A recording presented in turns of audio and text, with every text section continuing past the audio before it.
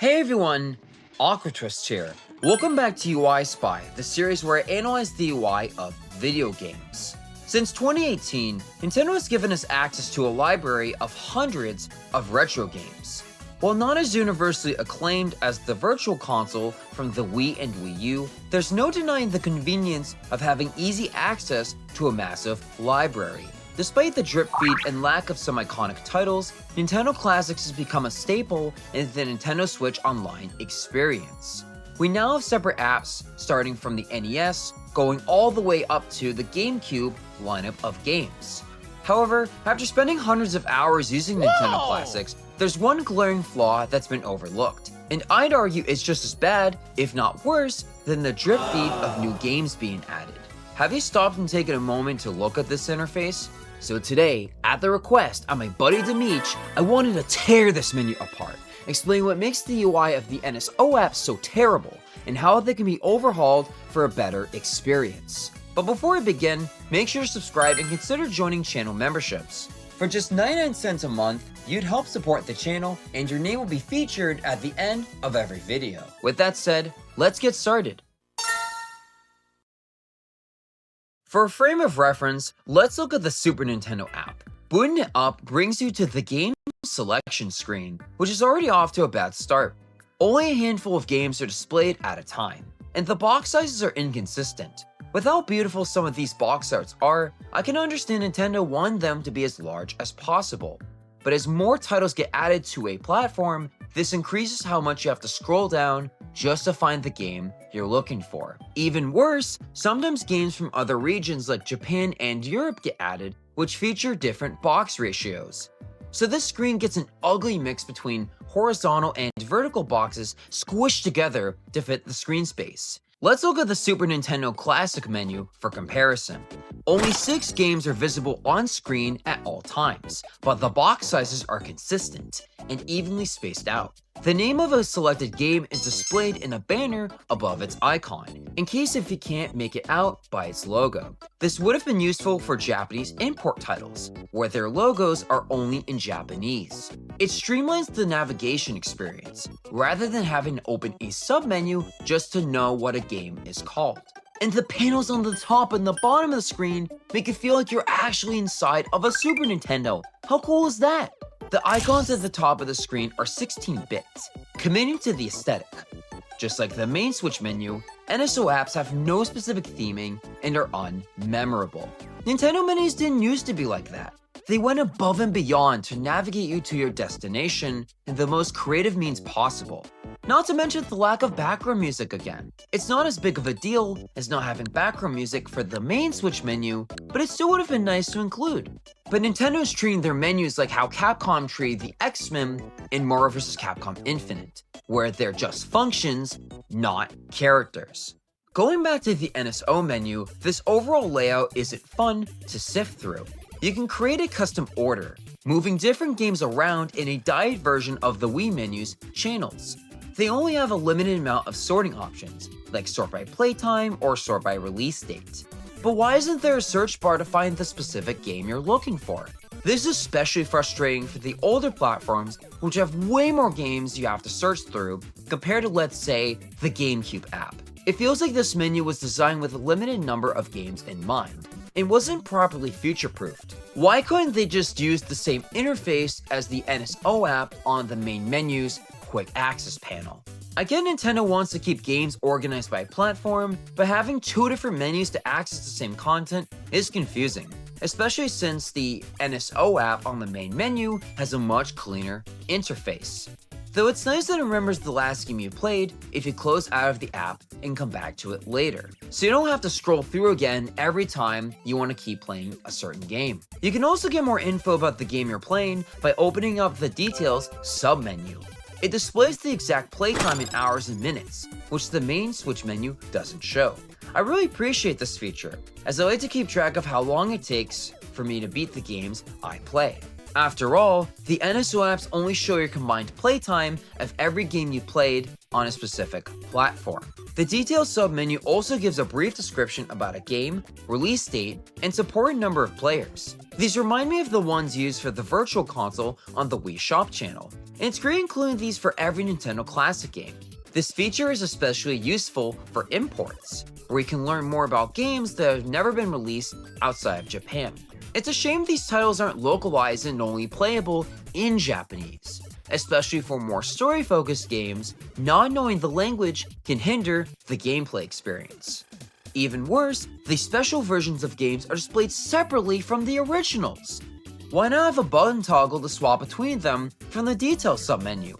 It just clutters up the menu with more filler than necessary. I don't even know what makes them special until I boot them up. And when you play one of these versions, there's a huge SP version sticker slapped on the right side of the screen. Ew, gross! This is absolutely disgusting. Why can't it be taken off? And that is not the worst you've seen of the UI. Oh no. Now, what's the UI like for when you're playing a game on Nintendo Classics? It's just ugly. At all times, you see your profile icon on the top left. I get if it was there when playing multiplayer online or locally, but why is it always there for single player games? At least for me, 95% of the time I use Nintendo Classics, I just play by myself, so this is a bit unnecessary. There's also this annoying microwave border to the side of the game. It's baffling that this can't be turned off. You're stuck playing with it. I can't count the number of times I had to crop this crap out when including NSO footage in my videos. The rest of the UI is clean and as minimal as you can get, so why is this included? The SNES Classic had multiple border options you can use, like movie theater curtains and a vaporwave-esque grid pattern. These made the experience of playing even the most basic Super Nintendo games more enjoyable. Dozens of retro game collections on the Switch have better border options than what the main Nintendo Classics apps offer, which is embarrassing. The whole intention of a custom border is to create an atmosphere appropriate to the game or platform you're playing. Look at a game like Tetris Forever. When you play the original 1984 version of Tetris, there's a recreation of an Electronica 60 computer screen, which makes it even more immersive and provides some historical context. Nintendo had so much potential with giving us these border options, especially for a paid subscription service you're paying anywhere from $20 to $50 a year for. That is unacceptable. And by default, button prompts for pausing the game and showing controls appear on the bottom of the screen. While useful for the first time using the Nintendo Classics app, it breaks the immersion of focusing on the game experience. Thank God you can turn this off in the settings menu. I will say, it's not all bad though. There are options to change the screen resolution, depending on the platform you're playing from. The options on the Game Boy app are definitely the highlight here, as you can switch between the puke green original or the Game Boy color palette, as well as reproduce classic feel, which adds a sort of dot matrix texture to the gameplay. And finally, one of the most recent additions, you can view a game's specific controls in the view/change control options in the suspend menu. You can also display the original controller's buttons, which is useful for games which have outdated button prompts. Better late than never, as you finally don't have to check the internet if you don't know a game's specific controls. Most of the platforms allow you to even remap the buttons without having to go all the way to the main Switch settings menu, which is especially useful for N64 games with clunky control screens. But yeah, what else can I say about the UI of the gameplay experience? The suspend menu is really boring with this blurred background and the most basic sans serif white text. Come on, Nintendo. I know you wanted to zag away from the Wii U's weird quirks that made it fail, but this is way too safe. These are retro games, damn it. You gotta celebrate their legacy. You did so well with the menus of the NES and SNES classics. You had the potential to make something amazing, but no, you had to fall off the friggin' Grand Canyon and give this Google spreadsheet. Overall, for being a core component of the NSO subscription service, the UI of the Nintendo Classics apps are abysmal.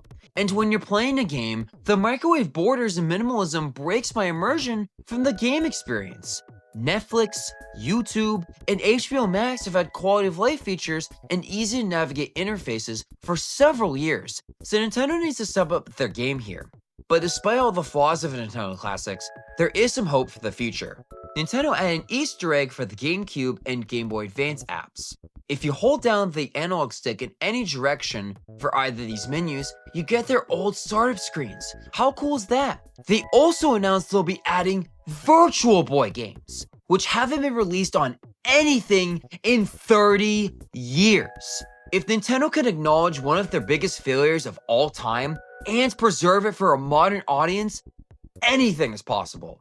Other obscure platforms like the N64DD and Satellaview could finally be playable officially for the first time in English. Imagine how cool it would be if we could play BS Legend of Zelda or Doshin the Giant with a proper localization. Nintendo Classics is a far cry from its initial launch, but the UI still needs a complete overhaul. But what do you think of the Nintendo Classics UI?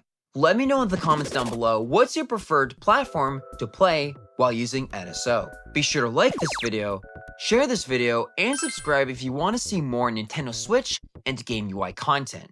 Thank you to my channel members for supporting me, and remember, your life is your own. Objection!